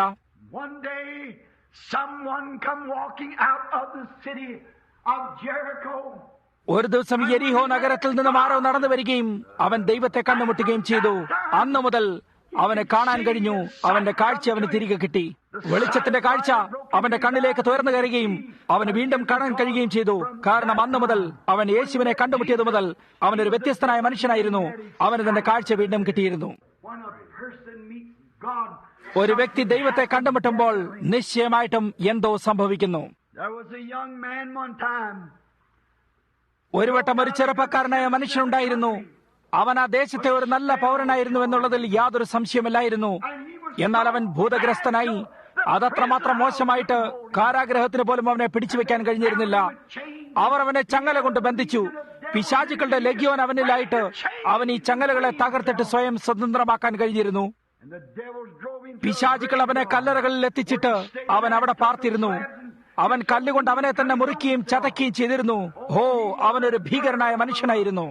ഈ ഭൂതബാധ അവനെ വിട്ടുമാറുമ്പോൾ ഞാൻ എന്താണ് ഇവിടെ ചെയ്യുന്നതെന്ന് അവൻ ചിന്തിക്കുമെന്നുണ്ടായിരുന്നതിൽ യാതൊരു സംശയമില്ല. അങ്ങനെ അവൻ ചിന്തിക്കാൻ തുടങ്ങുമ്പോൾ പിശാചുക്കൾ വീണ്ടും വന്നിട്ട് അവന്റെ അടുക്കലേക്ക് വന്നിട്ട് അവനെ ചതയ്ക്കുകയും വലിച്ചു കീറുകയും ചെയ്യും.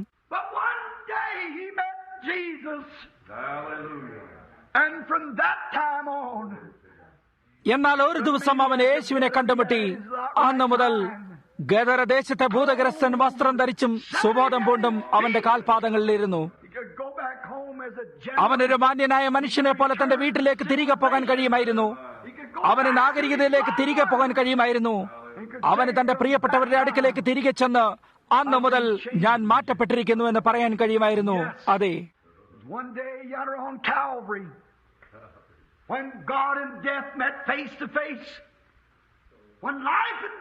ഒരു ദിവസം അങ്ങ് ദൂരെ കാൽവരിയിൽ ദൈവവും മരണവും തമ്മിൽ ജീവനും മരണവും തമ്മിൽ മുഖാമുഖം കണ്ടുമുട്ടി. അപ്പോഴായിരുന്നു ജീവനായ ക്രിസ്തു മരണത്തിന്റെ വിഷമുള്ള വലിച്ചെടുത്തത്. അന്നു മുതൽ മരണത്തിന് ഇനിയും വിഷമുള്ള അതിനില്ല. ഞാൻ അതിനു വേണ്ടി അത്രമാത്രം സന്തോഷവാനാകുന്നു.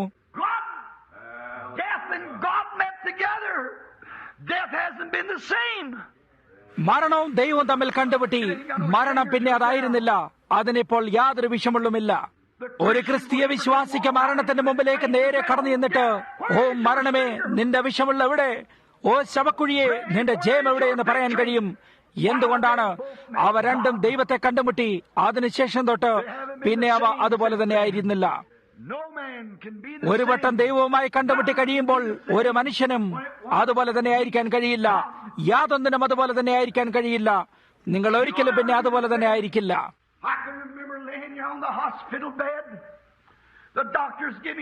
ഞാൻ ആശുപത്രിയിലെ കിടക്കയിലായിരുന്ന സമയത്ത് എനിക്ക് ഓർക്കാൻ കഴിയും, ഡോക്ടർമാർ എനിക്ക് ജീവിക്കാൻ 3 മിനിറ്റ് മാത്രം തന്നിരുന്നു. എന്റെ ഹൃദയമെടുപ്പ് 1 മിനിറ്റിൽ 17 വട്ടമായിരുന്നു. എന്നാൽ ഞാൻ ദൈവത്തെ കണ്ടുമുട്ടിയത് മുതൽ പിന്നെ അങ്ങനെ ആയിരുന്നില്ല. Something happened to me. No one could tell me any difference. എന്തോ എന്നിൽ സംഭവിച്ചു. ആർക്കും യാതൊരു വ്യത്യാസവും പറയാൻ കഴിഞ്ഞിരുന്നില്ല. ബിൽ ബ്രണഹാം മരിച്ചു. ഞാൻ ദൈവത്തെ കണ്ടുമുട്ടി. എന്തോ എന്റെ ഉള്ളിൽ കടന്നു വന്നു. ഞാൻ അവനെ കണ്ടുമുട്ടിയ നേരം തൊട്ട് പിന്നെ ഞാൻ ഒരിക്കലും അതേപോലെ ആയിരുന്നില്ല. അവൻ എന്നെ മാറ്റി. അവൻ എന്നെ വ്യത്യസ്തമായ എന്തോ ഒന്നാക്കി തീർത്തു. അത് പുതുവർഷത്തിന്റെ പ്രതിജ്ഞയായിരുന്നില്ല, എന്നാൽ ഞാൻ ദൈവത്തെ കണ്ടുമുട്ടിയതായിരുന്നു. സ്ത്രീകളും പുരുഷന്മാരുമായുള്ളവരെ, നിങ്ങൾ ദൈവത്തെ കണ്ടുമുട്ടുമ്പോൾ നിങ്ങൾക്ക് മാറ്റമുണ്ടാകുന്നു. ഇന്ന് രാത്രിയിൽ നാം നമ്മുടെ പുതുവർഷ പ്രതിജ്ഞകൾ നടത്തുന്നു. തിരികെ പോയിട്ട് അടുത്ത ദിവസം രാവിലെ അത് തകർത്ത് കളയുന്നു. അടുത്ത ദിവസം രാവിലെ തന്നെ അത് തകർത്ത് കളയുന്നു. എന്നാൽ നമുക്ക് ചെയ്യാനായിട്ട് ആവശ്യമുള്ളത് എന്താണെന്നാൽ അതൊരു പുതുവർഷ പ്രതിജ്ഞയല്ല. എന്നാൽ നാം ദൈവത്തോട് മുഖാമുഖമായി വന്നിട്ട് അവന്റെ ആത്മാവിൽ ജനിച്ച് നിത്യജീവൻ പ്രാപിക്കുകയാണ്. ഒരിക്കൽ ഒരു വൃദ്ധനായ മനുഷ്യനുണ്ടായിരുന്നു. അദ്ദേഹത്തിന് തന്റെ മനസ്സ് ക്രമപ്പെടുത്താൻ കഴിഞ്ഞിരുന്നില്ല. സാത്താൻ അതിൽ നിന്നും എപ്പോഴും അവനെ അടിച്ചു വീഴ്ത്തിയിരുന്നു. ഒരു ദിവസം അയാൾ വയലിൽ ചെന്ന് പ്രാർത്ഥിക്കാനായി മുട്ടുകുത്തി. അവൻ പ്രാർത്ഥിച്ചുകൊണ്ടിരിക്കുമ്പോൾ ഒരു കല്ലെടുത്ത് അവിടേക്ക് വലിച്ചിട്ടിട്ട് പറഞ്ഞു, സാത്താനെ, നീ എപ്പോഴെങ്കിലും എന്റെ അടുക്കൽ വീണ്ടും വന്നാൽ ഇതൊരു ഓർമ്മയ്ക്കായി ഇവിടെ വെച്ചിരിക്കുന്നു. ഞാൻ നിന്നെ ഈ കല്ലിലേക്ക് ചൂണ്ടിക്കാണിച്ചിട്ട് ഞാൻ ഇവിടെ വെച്ച് ദൈവത്തെ കണ്ടുമുട്ടിയിരിക്കുകയും ഇവിടെ വെച്ച് അത് ഉറപ്പിച്ചിരിക്കുകയും ചെയ്തിരിക്കുന്നു എന്ന് പറയും. അതാണ് ഇന്ന് നമുക്ക് ആവശ്യമായിരിക്കുന്നത്. അത് വയലിലെ ഒരു കല്ലായിരിക്കണമെന്ന് നിർബന്ധമില്ല. എന്നാൽ എവിടെയെങ്കിലും ഒരു രഹസ്യ സ്ഥലത്തെ രഹസ്യമുറിയിലായിരിക്കാം. ഇന്ന് രാത്രിയിൽ 100ഓളം പ്രതിജ്ഞകൾ എടുക്കും. 1000ഓളം ജനങ്ങൾ അതെടുക്കും. അടുത്ത വർഷം നമുക്കത് വീണ്ടും എടുക്കേണ്ടി വരും. നാം പറയും, ഞങ്ങൾ കള്ളം പറയുന്നത് വിട്ടുകളയും, ഞങ്ങൾ ഇത് ഉപേക്ഷിച്ച് കളയും, ഞങ്ങൾ കോപം വിട്ടുകളയും, ഞങ്ങൾ ദൈവത്തിന് വേണ്ടി കൂടുതൽ പ്രവർത്തിക്കും, ഞങ്ങൾ ഇത് ചെയ്യും, ഞങ്ങൾ അത് ചെയ്യും, മറ്റേത് ചെയ്യും. എല്ലാം വ്യർത്ഥമായിട്ട് തീരുന്നതിന് മാത്രമാകുന്നു. ഇന്ന് രാത്രിയിൽ മനുഷ്യർക്ക് ആവശ്യമായിരിക്കുന്നത് ദൈവവുമായി മുഖാമുഖം കണ്ടുമുട്ടുക എന്നതാണ്. അപ്പോൾ മുതൽ അവനൊരു മാറ്റപ്പെട്ട സൃഷ്ടിയായിരിക്കും. ഹല്ലേലൂയ. ഞാനത് വിശ്വസിക്കുന്ന രീതിയിൽ അത് പറയാൻ കഴിഞ്ഞിരുന്നെങ്കിൽ നാശിക്കായിരുന്നു. എന്നാൽ ഒരു മനുഷ്യൻ ദൈവത്തെ കണ്ടുമുട്ടുമ്പോൾ അവൻ ആ നിമിഷം മുതൽ ബാക്കിയുള്ള ജീവിതകാലം മുഴുവൻ മാറ്റപ്പെട്ട് കഴിഞ്ഞിരിക്കും. അവന് പിന്നെ ഒരിക്കലും അതുപോലെ തന്നെ ആയിരിക്കാൻ കഴിയില്ല. കാരണം അവന് നിത്യജീവൻ ലഭിച്ചിരിക്കുന്നു. അവനൊരു പുതിയ സൃഷ്ടിയാകുന്നു. പഴയ കാര്യങ്ങളെല്ലാം കഴിഞ്ഞു പോയിരിക്കുകയും എല്ലാ കാര്യങ്ങളും അവന് പുതുതായിരിക്കുന്നു. അവൻ പുതുതായി കാണപ്പെടുന്നു. രോഗിയായ മനുഷ്യനോട് നീ മരിക്കാൻ പോകുകയാണെന്ന് ഡോക്ടർ പറയുമ്പോൾ അവന് നേരെ ദൈവം മുമ്പാകെ ചെന്നിട്ട് തന്റെ കേസ് ബോധിപ്പിക്കാൻ കഴിയും. ആ സമയം തൊട്ട് അവനൊരു വ്യത്യസ്ത വ്യക്തിയായി കടന്നു വരും. കോൺഗ്രസ്മാൻ അപ്ഷോ 66 വർഷങ്ങളായി ഒരു വീൽ കസേരയിൽ ഇരിക്കുന്നത് ഞാൻ ഓർക്കുന്നു. അന്ന് രാത്രിയിൽ കാലിഫോർണിയയിൽ വെച്ച് പരിശുദ്ധാത്മാവ് കടന്നു വന്ന് സംസാരിക്കാൻ തുടങ്ങിയപ്പോൾ അദ്ദേഹം ദൈവത്തെ കണ്ടുമുട്ടി. അപ്പോൾ മുതൽ അദ്ദേഹത്തിന് ഒരു താങ്ങില്ലാതെ നടക്കാൻ കഴിഞ്ഞു. വെറും ഒരു തണൽ മാത്രമായിട്ട് അതിനിടയിൽ ക്യാൻസർ രോഗത്താൽ തിന്നപ്പെട്ട് ജനങ്ങൾ കിടക്കുന്നത് ഞാൻ കണ്ടിട്ടുണ്ട്. ഇവർ പോയി കഴിഞ്ഞവരാണ് എന്ന് പറഞ്ഞുകൊണ്ട് ഡോക്ടർമാർ കടന്നുപോകും. അവരുടെ പ്രിയമേറിയവർ ഒരുമിച്ച് കൂടിയിട്ട് അവർക്ക് ധൈര്യം പകരുന്നതിനായി അവരാൽ കഴിയുന്ന അവസാന വാക്കുകൾ പറയും. എന്നാൽ അവർ ദൈവത്തെ കണ്ടുമുട്ടുകയും അന്ന് മുതൽ അവർ മാറ്റപ്പെട്ടവരാകുകയും ചെയ്യുന്നു. അവർ വ്യത്യസ്തമായി ജീവിക്കുന്നു. തെരുവിൽ വേശ്യാസ്ത്രീകളെ എനിക്ക് കാണാൻ കഴിയും. ഊടുവഴികളിൽ മദ്യപാനികളെ എനിക്ക് കാണാൻ കഴിയും. പള്ളിയിൽ കപട വിശ്വാസികളെ എനിക്ക് കാണാൻ കഴിയും. അങ്ങനെ പല രീതിയിലുള്ള ഈ ജനങ്ങളെല്ലാം ഓരോ പുതുവർഷവും ഒരു പുതിയ താളമറിക്കുകയും വ്യത്യസ്തമായ എന്തെങ്കിലും ചെയ്യാൻ ശ്രമിക്കുകയും പ്രായശ്ചിത്തം ചെയ്യാൻ ശ്രമിക്കുകയും ചെയ്യുന്നു. എന്നാൽ അവർ ഒരു വട്ടം ദൈവത്തെ കണ്ടുമുട്ടാനിടയാകട്ടെ, അന്ന് മുതൽ അത് വ്യത്യസ്തമായിരിക്കും. അന്ന് മുതൽ യേശു മരണത്തിന്റെ ദേശത്ത് നിഴലിലും ഇരിക്കുന്നവരോട് പ്രസംഗിച്ചു. ഒരു മനുഷ്യൻ അവന്റെ ജീവിതത്തിൽ ഒരു യഥാർത്ഥ മാറ്റം ആവശ്യമാണെങ്കിൽ അവൻ ദൈവത്തോട് മുഖാമുഖമായി വരട്ടെ എന്ന് ഞാൻ ഇന്ന് രാത്രിയിൽ നിങ്ങളോട് പറയട്ടെ. ഒരു വട്ടം അവനുമായി കണ്ടുമുട്ടി കഴിയുമ്പോൾ അന്ന് മുതൽ ഞാൻ മാറ്റപ്പെട്ട വ്യക്തിയാകുന്നു എന്ന് നിങ്ങൾക്ക് പറയാൻ കഴിയും. എനിക്കത് അനുഭവത്താൽ അറിയാം. കുറച്ചു നേരത്തിനുള്ളിൽ സഭ ഈ വേദിക്ക് ചുറ്റുമായി ഒരുമിച്ച് കൂടും. നിങ്ങൾ നിങ്ങളുടെ ജീവിതത്തെ പുതുക്കിക്കൊണ്ട് അവന് സമർപ്പിക്കും. നിങ്ങൾ പല കാര്യങ്ങൾ ഉപേക്ഷിക്കുകയും വേദിയിൽ സമർപ്പിക്കുകയും ചെയ്യും. സഹോദരൻ, ഞാൻ നിങ്ങൾക്ക് കുറച്ച് ഉപദേശങ്ങൾ നൽകട്ടെ. നിങ്ങൾ ദൈവത്തെ മുഖാമുഖമായി കണ്ടിട്ടില്ലെങ്കിൽ ഞാൻ ചില കാര്യങ്ങൾ നിങ്ങളോട് പറയട്ടെ. നിങ്ങൾ വേദിയിൽ തന്നെ കാത്തിരിക്കുക. ദൈവത്തെ കണ്ടുമുട്ടുന്നതുവരെ വേദിയിൽ തന്നെ കാത്തിരിക്കുക. അപ്പോൾ ആ പുതുവർഷ രാത്രിയിലേക്ക് നിങ്ങൾക്ക് തിരികെ വീരൽ ചൂണ്ടാൻ കഴിയും. അതൊരു പുതിയ താള് മറിച്ചെന്ന് പറയാനല്ല, ഒരു പുതിയ പ്രതിജ്ഞ എടുത്തെന്ന് പറയാനല്ല. എന്നാൽ അന്ന് മുതൽ ഞാൻ ദൈവത്തെ കണ്ടുമുട്ടി. ജീവിതം മാറിയിരിക്കുന്നു. എല്ലാ കാര്യങ്ങളും വ്യത്യസ്തമായിരിക്കുന്നു എന്ന് പറയാനാണ്. എല്ലാ കാര്യങ്ങളും എനിക്ക് പുതുതാകുന്നു. വീണ്ടും അന്ന് മുതൽ നിങ്ങൾ ദൈവത്തെ കണ്ടുമുട്ടിയത് മുതലാകുന്നു. ഇത് പുതുവർഷത്തെ കണ്ടുമുട്ടുകയല്ല. കുറച്ചു നേരത്തിനുള്ളിൽ നാം അതിനെ നേരിടാൻ പോവുകയാണ്.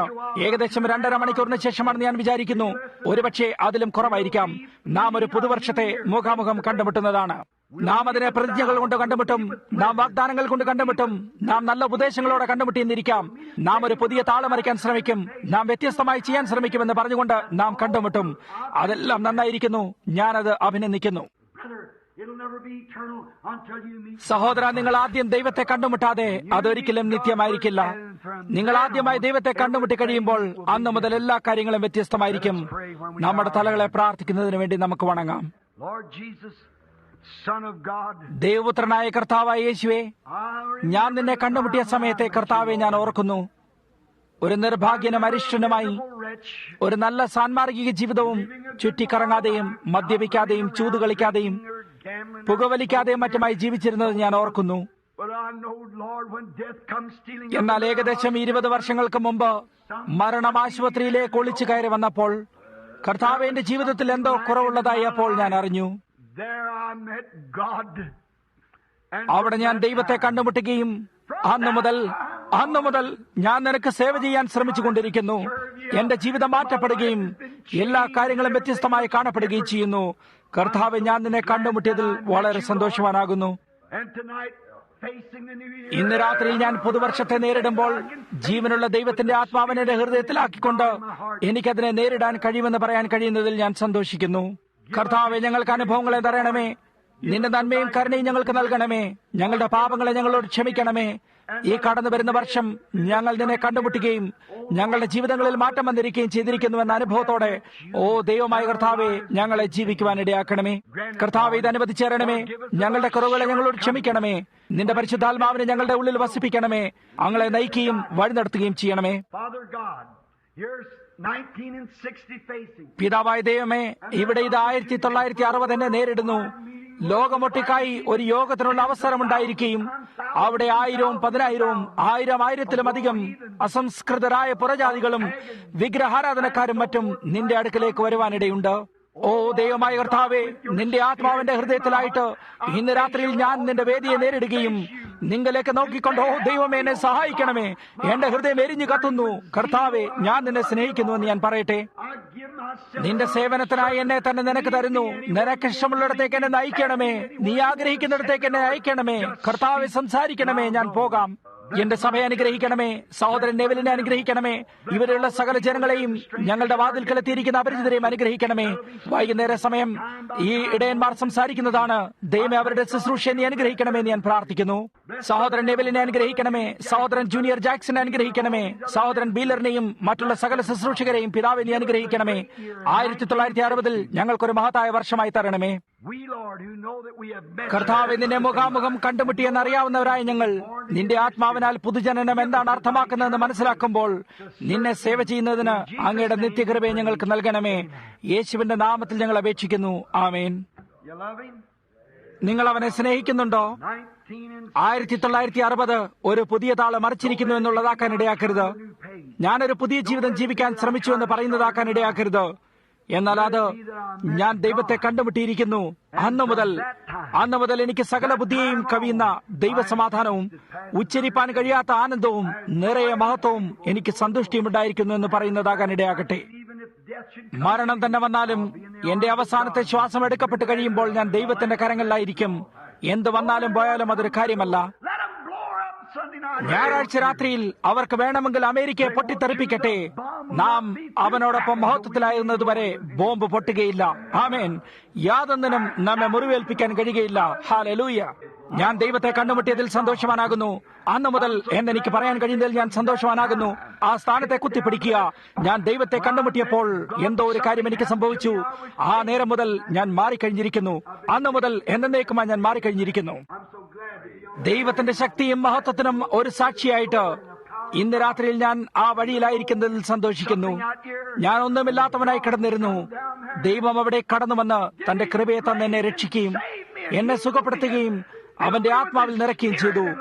ലോകത്തിലുള്ളതിൽ വെച്ച് ഏറ്റവും വലിയ ആദരവായ സുവിശേഷത്തെ ഞാൻ പ്രസംഗിക്കട്ടെ. അന്ന് മുതൽ ഈ സമയം വരെ എനിക്ക് യാതൊരു ഖേദവും ഉണ്ടായിട്ടില്ല. എന്നാൽ ഞാൻ ദൈവത്തെ കണ്ടുമുട്ടിയതിൽ ഈ ദിവസങ്ങളിലും നിത്യതയിലും ഞാൻ അവനോട് നന്ദിയുള്ളവനായിരിക്കും. ദൈവം നിങ്ങളെ അനുഗ്രഹിക്കട്ടെ. ശരി സഹോദരൻ നെവിൽ.